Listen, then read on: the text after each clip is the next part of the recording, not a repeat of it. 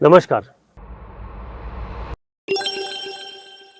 आज का हमारा टॉपिक है कॉम्बिनेशन ऑफ प्लैनेट और जिस कॉम्बिनेशन को हम ले रहे हैं वो ले रहे हैं जुपिटर, मार्स और राहु।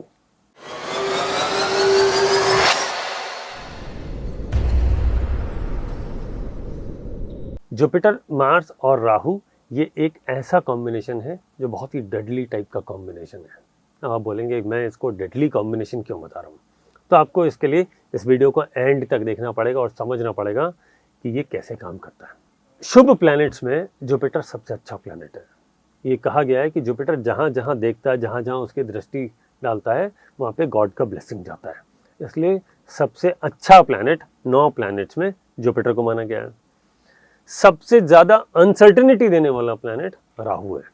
यानी राहु की दृष्टि जिस जिस घर में पड़ी, राहु की दृष्टि अगर वैदिक की बात करूं तो 5वें और 9वें घर में पड़ती है। जहां राहु बैठा है वहां से जहां जहां पड़ी वहां वहां अनसर्टेनिटी, और जहां राहु बैठा है वहां पे अनसर्टेनिटी जरूर देता है। यानी उस घर में अनसर्टेनिटी जरूर आएगी। एक प्लैनेट दे रहा है गॉड का ब्लेसिंग, दूसरा प्लैनेट दे रहा है अनसर्टेनिटी, यानी आपकी लाइफ में चैलेंजेस। अनसर्टेनिटी का ज़्यादातर मतलब चैलेंजेस से ही लेना चाहिए। कभी कभी किसी की लॉटरी खुल जाती है, वो भी एक अनसर्टेन इवेंट है, वो बहुत अच्छा है, मैं उसको यहाँ पे नहीं ले रहा हूँ क्योंकि ये combination normally Jupiter Rahu combination अच्छा नहीं होता है, क्योंकि एक गॉड का ब्लेसिंग है और एक कर्सेस है, पास्ट लाइफ पेंडिंग कर्म है। तो दोनों को जब आप एक साथ मिलाएंगे तो जुपिटर अपना काम करना बंद कर देगा। राहु जहाँ बैठता है उस, क्योंकि राहु है पर्दा, कर्टेन, राहु उसको ढक देता है।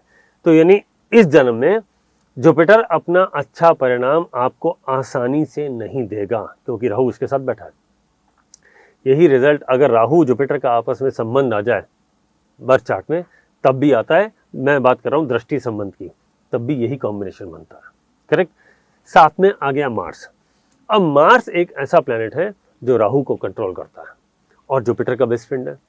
मार्स ही एक ऐसा प्लैनेट है जो राहु को डायरेक्टली कंट्रोल कर सकता है, क्योंकि लाल किताब में बताया गया है राहु है हाथी और मार्स है उसका महावत, यानी महावत ही हाथी को कंट्रोल करता है और कोई हाथी को कंट्रोल नहीं कर सकता।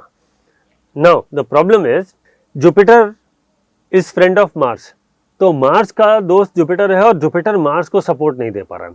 लेकिन अगर मार्स पावरफुल है तो राहु को कंट्रोल कर लेगा। अब बात यह है कि इसमें मार्स पावरफुल हो गया, जुपिटर साइलेंट हो गया और राहु भी कंट्रोल में आ गया।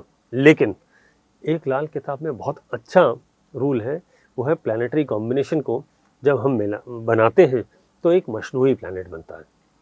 जुपिटर के साथ अगर राहु का कॉम्बिनेशन बनता है तो उस जगह एक मशनूई मरकरी बन जाता है। यानी Budh, Jupiter plus Rahu equals to Budh और साथ में बैठा है मार्स, तो इस हाउस में मार्स प्लस मरकरी का कॉम्बिनेशन बना। और अगर मार्स प्लस मरकरी का कॉम्बिनेशन बना, ये दोनों आपस में दुश्मन है। इसका मतलब मार्स प्लस मरकरी दोनों खराब। इसका मतलब मरकरी भी खराब हो गया और मार्स भी खराब हो गया। और ये दोनों खराब क्यों हैं? क्योंकि मार्स प्लस मरकरी को अगर आप अंडरस्टैंड करेंगे मशनूई में तो ये एक बैड सैटर्न बनाता है और शनि है दुख का देवता, और ऊपर से और बैड यानी दुख और देगा। यानी नेट रिजल्ट ज़्यादा दुख मिलेंगे, ज़्यादा परेशानी आएंगी, ज़्यादा पेनफुल कॉम्बिनेशन है ये। तो आपको इन बातों का ध्यान रखना है। तो अगर आपके चार्ट में ये कॉम्बिनेशन है तो आपको इसका रेमेडी जरूर करना चाहिए। अगर आपने इस कॉम्बिनेशन में मार्स को और जुपिटर को पावर नहीं दी या उसे पॉजिटिव कन्वर्ट नहीं किया तो पूरी ज़िंदगी अप्स एंड डाउन्स में ही बीत जाएगी और नेगेटिव इवेंट्स ज़्यादा बड़े होंगे और खुशियाँ थोड़ी छोटी छोटी मात्रा में ही मिलेंगी। तो आपको इस पर इनकी रेमेडी ज़रूर करनी चाहिए।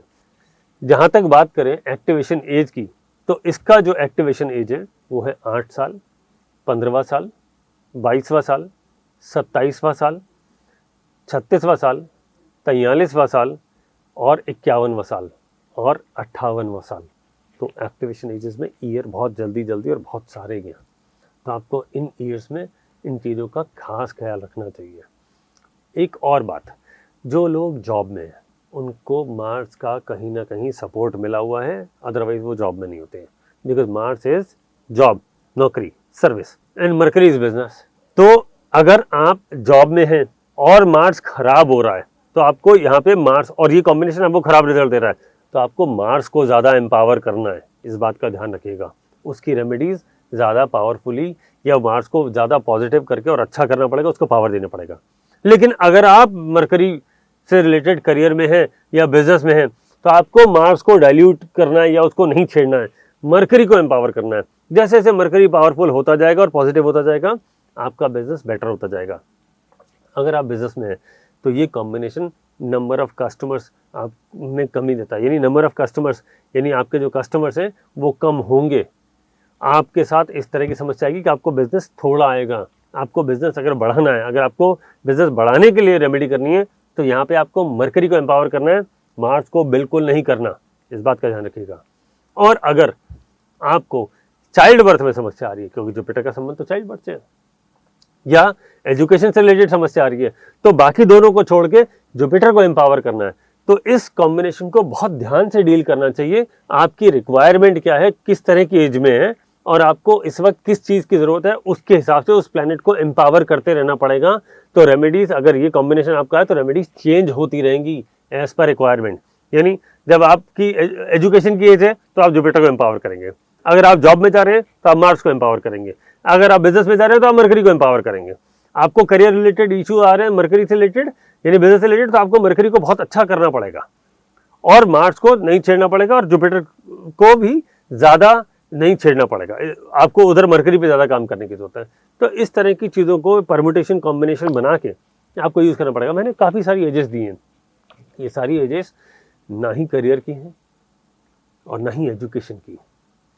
इसमें कुछ एजेस जो आपका 20 साल, 21 साल, 22 साल की उम्र से पहले वाले जो एक्टिवेशन एजेस हैं, उस वक्त आपको जुपिटर को काम करना चाहिए।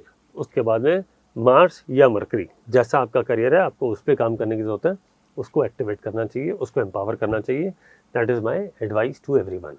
तो अगर आप एस्ट्रोलॉजर हैं तो ध्यान रखिएगा, अगर आप इस तरह का आपके पास कोई चार्ट आता है जिसमें ये 3 प्लैनेट का कॉम्बिनेशन है, तो आप इस बात को ध्यान रखिए कि पहले आपको उसकी रिक्वायरमेंट को समझना है कि वो किस एज में है, इस वक्त कौन सा चैलेंज है, उसका करियर क्या है। जब आपको ये पता पड़ जाएगा, उसके हिसाब से ही आपको इंटेलिजेंटली डिसीजन लेना है कि अब मुझे किसकी रेमेडी करानी है ताकि ये अपनी प्रॉब्लम से बाहर आ जाए।